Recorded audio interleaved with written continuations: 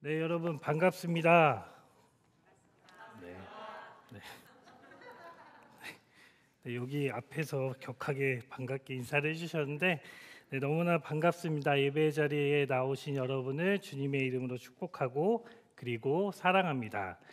제가 시작할 때 약간 울컥했는데 마지막 찬양이 참 은혜가 된 것 같습니다. 우리가 살아가는 것도 하나님의 은혜이고 우리가 달려갈 길, 그 사명을 마치는 그날까지 우리가 하나님의 은혜를 입고 살아가는 사람인 것 같습니다. 자, 우리가 잘 알고 있는 모세를 누구라고 말할 수 있겠습니까? 이스라엘 백성들을 애굽에서 이끌어낸 민족의 영웅이라고 말할 수도 있고, 출애굽기부터 시작해서 레위기, 민수기, 신명기까지 모세 오경에서 아주 중요한 역할을 감당하고 있는 인물이라고도 할 수 있을 것입니다. 이스라엘 백성들의 지도자, 그리고 예언자, 그리고 제사장까지 통합된 존재로서의 지금까지도 존경받고 있는 위대한 사람이라고 말할 수 있습니다. 또한 마태복음 14장 7절에서 보시면 베드로의 고백에서 뭐라고 합니까? 하나는 주님을 위해서 짓고 또 하나는 모세를 위해 짓고 또 하나는 엘리야를 위해 짓는다고 할 정도로 예수님과 엘리야, 그리고 엘리야와 함께 대표하는 인물로도 여겨지는 인물이 바로 오늘 말씀의 주인공인 모세라고 할 수 있습니다. 이렇게 위대한 지도자이자 신앙인인 모세가 갑자기 하늘에서 뚝 떨어진 것도 아니고 한순간에 큰 믿음을 가진 것이 아니라는 사실을 우리 모두는 잘 알고 있습니다. 모세에게도 이런저런 신앙의 과정들을 겪으면서 다듬어지고 점차 위대한 신앙인이 되지 않았을까 생각이 듭니다. 그래서 모세의 연약했던 시절의 모습을 보면서 우리 또한 위로를 받지 않나 생각이 듭니다. 출애굽기 2장에서 모세의 모습은 어떠한 모습입니까? 애굽의 왕자로서의 살아가는 모습을 그리고 있습니다. 솔직히 저나 여러분들이 왕자의 삶을 살아보지 않았기 때문에 그 삶이 어떤지 공감하기가 쉬울까요? 어려울까요? 네. 어려울까요? 쉬울까요? 네, 앞에서 쉽다고 하셨는데 솔직히 어렵지 않겠습니까? 왕자로서 모세는 갖고 싶은 것이 있으면은 차고 넘치게 가졌을 것이고 또 먹고 싶은 것이 있으면 배가 터지게 먹을 수도 있었을 것입니다. 자신이 누리고 싶은 것들을 원하는 대로 다 누리고 있는 그런 삶을 살았던 사람이 바로 모세였을 것입니다. 후계 수업으로 최고의 교육도 받아서 그는 언제든지 그리고 무엇이든지 할 수 있는 자유로운 그런 사람이었을 것입니다. 적어도 애굽에서의 왕자로서의 생활만큼은 전혀 부족함이 없어 보입니다. 이 모습은 앞서서 말했듯이 이스라엘을 이끈 민족의 영웅, 그리고 예수님과 엘리야와 같은 반열에 오른 위대한 신앙인의 모습으로 그릴 수 있습니다.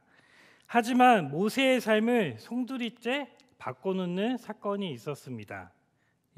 살인자, 그리고 배신자, 도망자라고 이렇게 세 개로 요약할 수 있는데, 살인자는 무엇이죠? 동족을 괴롭히는 애굽인을 어떻게 했죠? 죽였죠. 그리고 또 동족에게 동족끼리 싸울 때 다가가서 중재 역할을 하려고 했지만 모세의 모습은 히브리인도 아니고 그리고 애굽인도 아니었던 그런 모습을 보여주고 있었죠. 그리고 이 모습을 보고 바로에게 이 살인했던 모습이 바로에게 걸리자 어떻게 됐죠? 바로 도망자의 신세가 되어 버렸습니다. 승승장구하고 자신감이 넘치고 부족함이 전혀 없었던 모세에게 변화가 찾아오게 된 것입니다. 여기에서 끝난 것이 아니라 모세는 바로를 피해 미디안 광야로 도망가서 살게 되었습니다. 우리가 아주 높은 곳에서 땅으로 떨어지게 되면 어떻게 될까요? 큰 상처를 입고 회복하는 데 많은 시간이 걸리죠. 높은 곳에서 떨어지는 것보다 낮은 곳에서 떨어지는 게 더 타격이 없겠지만 모세는 높은 곳에서 왕자의 신분에서 광야의 목자로 크게 떨어지게 돼서 큰 상처를 입고 큰 타격감을 입게 되었을 것입니다. 그래서 모세의 삶이 회복되기란 쉽지가 않아 보였습니다.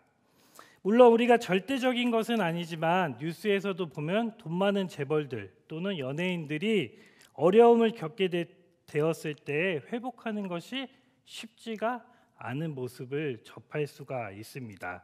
모세가 왕자의 신분에서 양떼를 치는 목자로 떨어졌을 때 느껴졌던 그 타격감은 우리가 감히 상상할 수 없을 것입니다.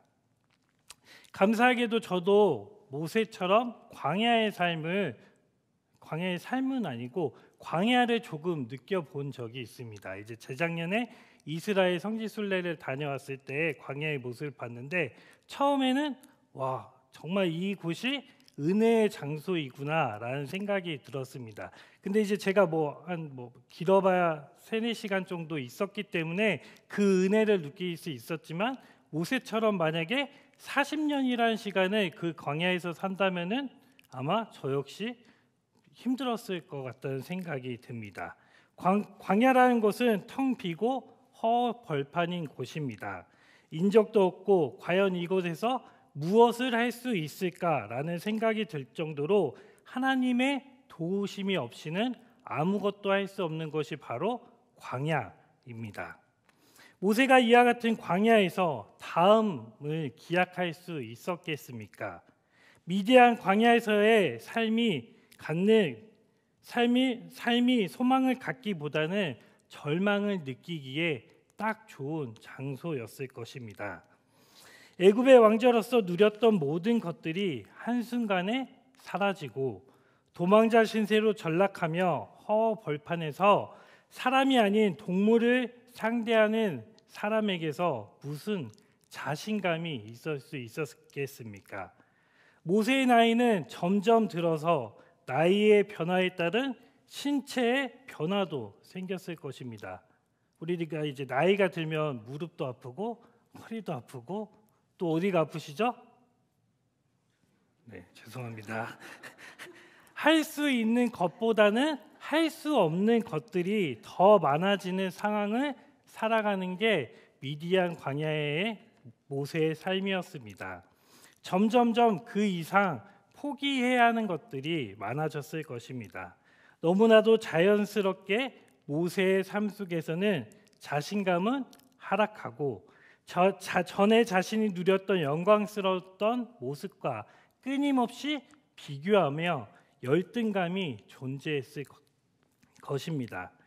이런 모습으로 끝이 났다면 위대한 지도자 모세의 모습을 우리는 볼 수 없었을 것입니다.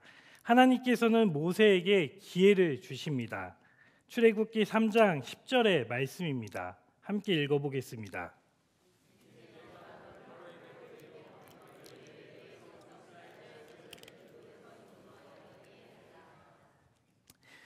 아무런 소망이 없어 보이는 광야에서 양이나 치고 있는 목자에게 이스라엘을 구원한 지도자로 세우시겠다는 것입니다. 다른 사람을 통해 말씀하신 것이 아니라 하나님께서 직접 모세에게 나타나 말씀하셨습니다. 광야의 절망 중에서 소망을 품을 수 있는 메시지가 아닐까라는 생각이 들지만 모세는 아주 높은 곳에서 떨어졌기 때문에 깊은 상처가 났고 회복하는 데 시간이 오래 걸려서 그 하나님의 소망의 메시지를 받아들이지 못했습니다. 이어서 3장 11절의 말씀입니다. 함께 읽어보겠습니다. 모세가 하나님께 아뢰되 내가 누구이기에 바로에게 가며 이스라엘 자손을 애굽에서 인도하여 내리일까? 모세는 내가 왕자의 신분도 아니고 광야에서 양떼나 치는 사람이기 때문에 어떻게 바로 앞에 설 수 있냐고 하나님께 묻습니다. 또 감히 나같이 별 볼 일 없는 사람이 어떻게 애굽에 있는 이스라엘 사람들을 끌어낼 수 있냐고 반문하지 않습니까? 또 모세는 동족에게 인정받지도 못했던 그런 사람이지 않습니까? 자신의 약함을 이야기하고 있습니다. 모세는 온갖 열등감에 빠져서 하나님의 부르심에 응답하지 않고 거절하고 있습니다. 저는 모세의 이와 같은 모습을 조금 이해할 수 있을 것 같습니다. 이런 일이 생기지도 않을 것 같지만 만약에 위 목사님께서 주일날 설교를 갑자기 저에게 하라고 하면은 제가 어떻게 하겠습니까? 네, 목사님 자신 있게 제가 해보겠습니다 라고 마음을 먹겠습니까? 아멘. 네. 이거는 제가 원하던 방향이 아닌데 네. 제가 무슨 경험이 있어서 주일에 설교를 할 수 있겠습니까? 라고 고백하지 않겠습니까? 그리고 우리 부목사님들, 얼마나 쟁쟁하신 부목사님들이 많이 계시는데 그 목사님들이 계시는데 감히 제가 어떻게 할 수 있겠습니까? 아직은 준비가 되지 않았습니다 라고 마음을 먹게 될 것입니다. 제가 할 수 있는 방향보다는 하지 못하는 방향으로 마음을 굳게 먹을 것 같습니다. 인격적인 하나님 역시 모세가 단번에 오케이 할 거라고 생각하지 않으셨을 것입니다. 우리의 머리털까지 세신 분이 하나님이신데 모세가 당연히 노할 것을 알고 계시지 않았겠습니까? 이어서 3장 12절을 보시면 하나님이 이르시되 내가 반드시 너와 함께 있으리라 라고 말씀을 하십니다. 반드시 모세와 함께 하시겠다는 약속을 주시지만 여전히 모세의 마음은 굳건합니다. 하지 않기로. 저 역시 주일날 설교를 하지 않기로 마음을 굳건히 먹었습니다. 이후로도 모세에게 여러 가지 기적들을 보여줍니다. 4장 첫 부분에 나와 있는데 그럼에도 불구하고 모세의 마음은 여전히 열등감에 가득 차 있어서 절대로 할 수 없다고 고집을 부리고 있습니다. 오늘 본문에서도 모세의 모습은 변하지 않습니다. 시종일관 변함없이 할 수 없음을 고백하고 있습니다. 우리 4장 10절의 말씀을 함께 읽어보겠습니다. 모세가 여호와께 아뢰되 오 주여 나는 본래 말을 잘하지 못하는 자니이다. 주께서 주의 종에게 명령하신 후에도 역시 그러하니 나는 이미 뻣뻣하고 혀가 둔한 자니이다. 과연 모세가 본래 말을 잘하지 못했는지는 알 수 없습니다. 애굽에서의 생활을 보면은 동족을 괴롭히는 애굽인을 죽이고 또 동족의 싸움에 개입하여 중재하려는 모습을 봤을 때 그의 모습은 거침이 없었습니다. 이 모습만 봤을 때 절대로 그가 말을 못하는 사람이라고 단정 짓기는 쉽지가 않습니다. 그가 할 수 없다는 고백과는 다른 모습을 보여주고 있지 않나 생각이 드는데 오랜 시간 동안 광야에서 혼자 생활을 하다 보니 저절로 입이 닫혀졌을 수도 있고 입을 닫고 살다 보니 말을 하는 방법을 잃어버릴 수도 있지 않을까 생각이 듭니다. 그것보다 무엇보다는 자신이 없고 할 수 없는 모습을 말로써 할 수 없다라고 고백하고 있지는 않나 생각이 듭니다. 분명한 것은 젊은 시절의 모세, 왕자로서 살아갔던 모세의 모습과는 180도 다른 모습을 보여주고 있는 것입니다. 하나님은 여전히 변하지 않는 모세에게 함께 한다는 것을 보여주기 위해서 많은 기적들을 보여주셨고 또한 약속을 해주셨음에도 불구하고 모세의 대답은 역시 뭐라고 합니까? 할 수 없다라고 말을 하고 있습니다. 광야에서 양떼를 치는 늙은이가 무엇을 할 수 있겠습니까? 하나님의 부르심에 대해 노라고 대답하고 있는 것입니다. 모세의 모습과 비슷한 또 다른 성경의 인물이 있습니다. 바로 눈물의 선지자 예레미야입니다. 예레미야 1장 4절에서 5절의 말씀을 한번 같이 읽어보도록 하겠습니다. 여호와의 말씀이 내게 임하니라. 이르시되 내가 너를 모태에 짓기 전에 너를 알았고 내가 배에서 나오기 전에 너를 성별하였고 너를 여러 나라의 선지자로 세웠노라 하시기로. 하나님의 놀라운 선택이지 않습니까? 예레미야를 모태에 짓기 전에 너를 알았다라고 이야기하고, 내가 배에서 나오기 전에 너의 성별을 구별하였다라고 이야기합니다. 또 너를 여러 나라의 선지자로 세웠다라고 이 엄청난 고백에서 예레미야는 무엇이라 대답합니까? 이어서 6절의 말씀입니다. 내가 이르되 슬프도소이다 주 여호와여 보소서 나는 아이라 말할 줄을 알지 못하나이다 하니, 모세와 동일한 고백을 하고 있지 않습니까? 예레미야는 나이라는, 자신이 어리다는 열등감에 빠져서 하나님의 부르심에 순종할 수 없다고 고백하고 있습니다. 예레미야를 선택하신 표현들이 놀랍고 크고 놀라움에도 불구하고 자신은 어리고 그리고 말할 수 없다라고 고백하고 있습니다. 하나님의 부르심에는 나이, 성별, 그리고 외모나 재물, 능력 등이 무엇이 더 필요하겠습니까? 모세도 예레미야도 자신에게 있는 부족함으로 할 수 없다고 자신의 모습을 정당화하고 있지는 않습니까? 이에 대해 하나님의 반응을 살펴보면, 그래 너희들을 할 수 없는 존재들이야. 나이도 많고 능력도 없고 자격 조건도 안 되는 사람이니 내가 다른 사람을 사용해서 쓰겠다라고 말씀하시는 것이 아닙니다. 너가 할 수 없다면 내가 너를 도와주겠다. 말을 못하는 입도 내가 만들었고 말을 잘하고 못하는 것도 내가 도와주겠다라고 말씀하고 계십니다. 오늘 본문 4장 12절의 말씀을 보시면 뭐라고 하는지 함께 읽어보도록 하겠습니다. 이제 가라, 내가 내 입과 함께 있어서 할 말을 가르치리라. 자신 없는 모세에게 뭐라고 이야기합니까? 할 말을 가르치리라 라고 이야기하고 있습니다. 또 예레미야에게는 뭐라고 이야기합니까? 1장 7절에서 8절의 말씀입니다. 함께 읽어보도록 하겠습니다. 여호와께서 내게 이르시되 너는 아이라 말하지 말고 내가 너를 누구에게 보내든지 너는 가며 내가 내게 무엇을 명령하든지 너는 말할지니라.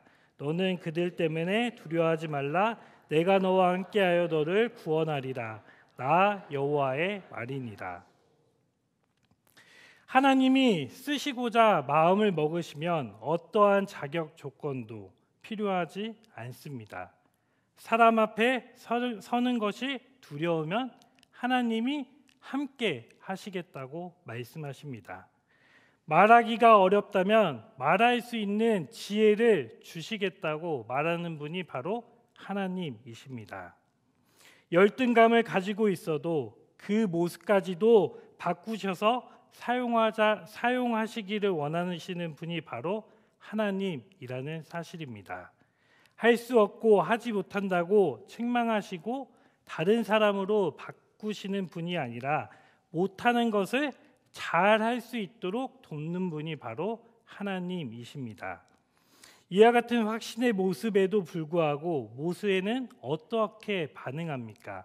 오늘 본문 13절의 말씀입니다. 함께 읽어보겠습니다. 모세가 이르되 오 주여 보낼 만한 자를 보내소서. 오늘 말씀의 제목이기도 한데 다시 한번 읽어보도록 하겠습니다.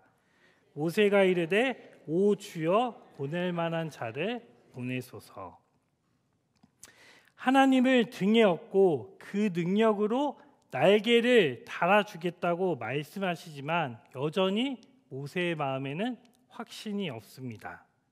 하나님이 하나부터 10까지 밥상을 다 차려놓고 너는 숟가락만 들면 된다고 말씀하심에도 불구하고 모세는 그 숟가락을 들 용기도 없습니다. 하나님이 주시는 기대함과 소망보다는 두려움과 불안감 그리고 절망에 빠져 있는 모습이 더 크게 보이기 때문에 하나님의 부르심에 응답을 할 수 없는 것입니다. 모세에게는 정말 많은 기적들을 보여주셨고 약속들을 하셨음에도 불구하고 모세의 반응은 하나님의 모든 것들을 무용지물로 만들고 있습니다. 우리 주변에 자신감이 없고 힘든 사람에게 어떻게 합니까? 책찍질을 하기보다는 당근을 주지 않습니까? 계속해서 너는 할 수 있어. 자신감을 가져. 우리 잘해보자. 이렇게 얘기하는데 그 친구가 받는 친구가 아유 나는 못해. 나는 아무리 그렇게 해도 할 수 없어 라고 이야기하면 어떠한 마음이 듭니까? 네, 한 대 맞죠? 쥐어받고 싶은 그런 마음이 생길 것입니다. 모세의 모습이 딱 그렇습니다. 더 이상 공고하고 싶지도 않고 용기도 주고 싶지가 않습니다. 평생 열등감에 빠져서 살든지 말든지 그냥 내버려 두고 싶은 게 우리의 마음입니다. 그럼에도 불구하고 하나님은 모세에게 또 다른 제안을 주십니다. 형인 아론을 통해서 바로 앞에 설 수 있겠다고 말씀하십니다. 15절의 말씀을 함께 읽어보도록 하겠습니다. 너는 그에게 말하고 그의 입에 할 말을 주라. 내가 내 입과 그의 입에 함께 있어서 너희들이 행하리를 가르치리라. 말할 수 없다면 형 아론을 통해 말씀을 해주시겠다는 것입니다. 너가 할 수 없다면 다른 사람을 통해서라도 일을 하시겠다고 말씀을 하고 계시지 않습니까? 하나님은 모세가 가진 열등감을 그대로 남기지 않으시고 열등감을 통해 새로운 모습으로 일할 수 있도록 계획하시고 인도하시기로 마음을 먹으셨습니다. 모세가 잡았던 그 기적의 지팡이로 새로운 이적을 행하리라 라고 약속을 하고 계십니다.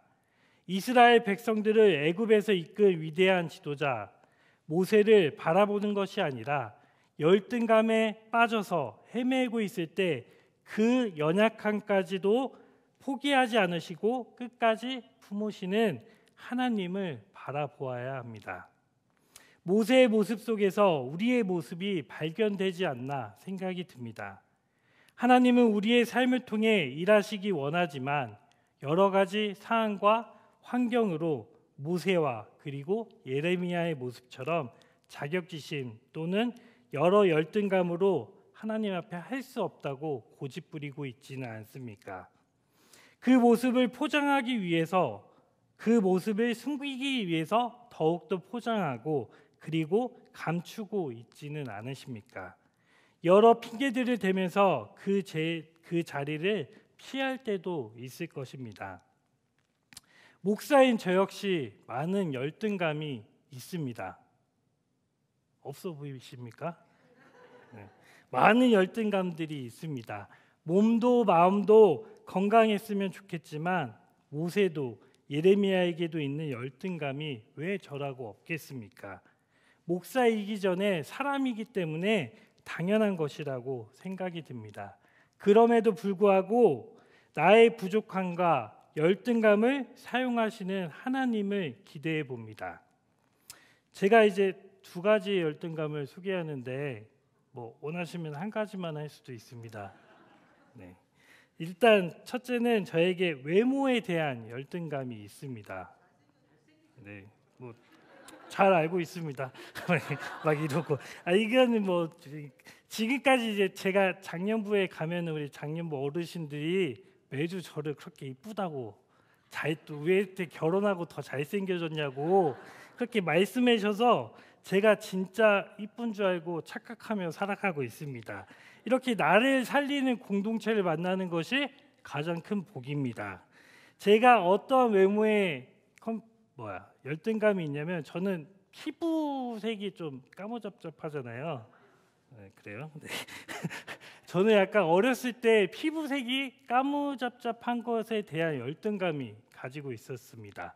이제 친척 누나가 저를 보면은 이렇게 세제로 닦으면 하얘진다고 이렇게 얘기를 했는데 그 상처 지금까지도 기억되고 있는 거 보면은 그게 이제 저의 마음에는 상처로 남아 있는 것 같습니다. 이렇게 까만 피부를 감추기 위해서 지금은 전혀 그러지 않지만 비비크림도 이렇게 발라보기도 하고 그랬는데도 근본적으로 원래 까맣기 때문에 이게 소용이 없더라고요. 그래서 이제 그 까맣다는 소리를 듣기 싫어서 그 자리를 살짝 피하기도 하고 그랬던 그리고 그런 이야기에 되게 민감하게 반응했던 저의 모습입니다. 근데 만약에 제가 여전히 까만 피부에 대한 열등감을 가지고 있다면 이 자리에서 얘기를 할 수 있을까요? 없을까요? 당연히 없겠죠. 그래서 하나님 왜 저에게는 이렇게 까만 피부를 주셨습니까? 묵상한 적이 있었습니다. 그때 이제 제가 깨닫게 된 것이 무엇이냐면 이 까만 피부가 어느 나라에 가든지 현지화가 된다는 것입니다. 제가 이제 이스라엘의 성지순례에 갔는데 권사님들이 너무 현지인 같다고 놀라시기도 하고, 선교지에 어디 가서든 이제 특히 기후가 따뜻한 나라에 가면 더욱더 동화되기가 쉽습니다. 그래서 단체 사진을 찍으면은 오한빈 목사가 어디 있는지 모를 정도로 이렇게 이제 쉽게 적응할 수 있게 됐는데, 이 모습을 보면서 내가 정말 선교를 다니기에 참 적합한 피부색을 가지고 있구나라는 생각이 들면서 하나님께서 주신 정말 이게 큰 복이구나라는 생각을 가지게 됐습니다. 이보다 더 선교에 최적화된 얼굴이 어디에 있을까라는 생각이 들었습니다. 이것을 복이라고 생각하는 게 제가 좀 정상이 아닐 수도 있긴 한데, 저는 하나님이 저에게 그런 마음을 주셨다라고 생각이 듭니다. 또 이제 하나로 끝내기 아쉬우니까 두 번째 열등감은 이제 물질에 대한 열등감도 있었습니다. 이제 지난번 설교할 때 이제 저희 아버지에 대해서 말씀을 드렸었는데, 저는 이제 몰랐어요. 이제 어머니 설교가 끝나고 어머니와 통화를 하는데 어머니께서 아버지가 참 섭섭해했다고, 그렇게 좋게 이야기를 마무리를 해야지 그렇게 마무리하면 자기의 입장이 어떻게 되냐. 그래서 이제 좀 우리 아버지 지금도 되게 열심히 살고 계시고 누구보다 열심히 살고 계시고 저는 그런 아버지를 사랑하고 되게 존경합니다. 근데 이제 아버지의 그 추어탕 사업에 제 인생에 있어서 빼놓을 수 없기 때문에 또다시 이야기를 하게 됩니다. 그 추어탕 가게를 하면서 가세가 기울기 시작했습니다. 그때가 이제 제가 중고등학교 참 예민했던 그 시기인데, 사고 싶은 것을 사지 못하고 유행하는 것을 사지 못하는 그 마음을 여러분은 아십니까? 네, 다들 모르시는 것 같습니다. 한창 소니의 CD 플레이어가 유행하는데 그것보다 조금 떨어지는 파나소닉 CD 플레이를 사는 저의 마음을 이해되십니까? 네, 이거는 아무도 몰라요. 겪어보는 사람만 알 수 있습니다. 그리고 절정에 이뤘던 것은 제가 이제 대학교를 유학을 했는데 학비 낼 때가 되면은 제때 내지 못하는 그 스트레스가 참 컸던 것 같습니다. 매번 학기 초가 되면은 어디 불안하고, 이제 제때 같이 내야 하는데 내지 못해서 불안하고, 그래서 어디론가 숨고 싶고, 또 아버지에 대한 원망이 극에 달했던 것 같습니다. 이런 모습을 숨기고 싶어서 있는 돈 없는 돈 모아서 더 쓰고, 철이 없죠. 저도 참 철이 없다고 생각하는데, 또 과장되게 보이기 위해서 소위 말하는 허세를 부리면서 스스로를 위안 삼았던 것 같습니다. 그때 당시에는 그게 이제 저에게 할 수 있었던 최선이었던 것 같습니다. 그렇게 사지 못하고 갖지 못한 상처가 지금도 남아 있죠. 그래서 저는 세일을 하면은 일단 삽니다. 필요하든 필요하지 않든 세일하면 일단 사고 챙겨두는 그런 습관이 생겼습니다. 이렇게 밑바닥까지 내려가 보고 또 어려워서 굶어 보니 그 마음을 제가 이해할 수 있게 되었습니다. 또 하나님에 대해 또 기도를 했죠. 묵상하면서 하나님 왜 저는 이렇게 어렵게 살아야 합니까? 묵상했을 때 하나님이 주신 마음은 너가 그 마음을 경험해 보았기 때문에 나누고 베풀 수 있지 않나 라는 마음을 주셨습니다. 그래서 저는 지금도 여전히 부족한 삶을 살아가고 있습니다. 넉넉하다고 말할 수는 없지만 저보다 더 어렵고 힘든 사람이 있다면 그들을 위해서 나누고 베푸는 게 큰 기쁨입니다. 그리고 제가 학비를 못 낼 때 그 불안감, 어려움을 알기 때문에 언젠가는 그런 자들에게 또 장학금을 주는 게 저의 꿈입니다. 저의 열등감을 숨기지 않고 드러낼 때 하나님께서는 일하시고 또 저의 삶 속에 기적을 보여주셨습니다. 누구에게나 열등감은 존재합니다. 교회를 다니고 교회를 다니지 않든, 돈을 많이 가지고 있든 돈을 많이 가지고 있지 않든, 능력이 좋든 능력이 좋지 않든 동일한 마음을 가지고 있다라고 생각이 듭니다. 성경에서의 위대한 신앙을 가졌던 모세도 그리고 예레미야도 마찬가지이지 않았습니까? 그럼에도 불구하고 열등감을 고백하고 나아갈 때에 일하시는 하나님의 능력을 발견하게 됩니다. 나에게 능력과 자격이 있고 없고 또 잘하든 못하든 상관없이 하나님이 우리를 쓰시겠다고 마음을 먹으시면은 어떠한 방법으로도 우리를 사용하신다는 것입니다. 여러 이유로 피하고 핑계 댄다고 한들 우리 스스로만 더욱 초라해지고 자신감만 사라질 뿐입니다. 이와 같은 모습까지도 도와주시고 사용하시며 자랑거리로 바꿔주시는 하나님만을 바라보기를 소망합니다. 열등감이 자랑이 될 때 비로소 하나님이 일하십니다. 사도 바울의 고백처럼 내가 약한 것을 자랑하리라의 고백이 오늘 우리의 고백이 되기를 소망합니다. 우리의 상처가 하나님의 부르시는 사명이 되고 우리의 약함을 자랑할 수 있는 저와 여러분이 되기를 주님의 이름으로 축복합니다. 이 시간 우리 함께 찬양하며 결단으로 나아가도록 하겠습니다.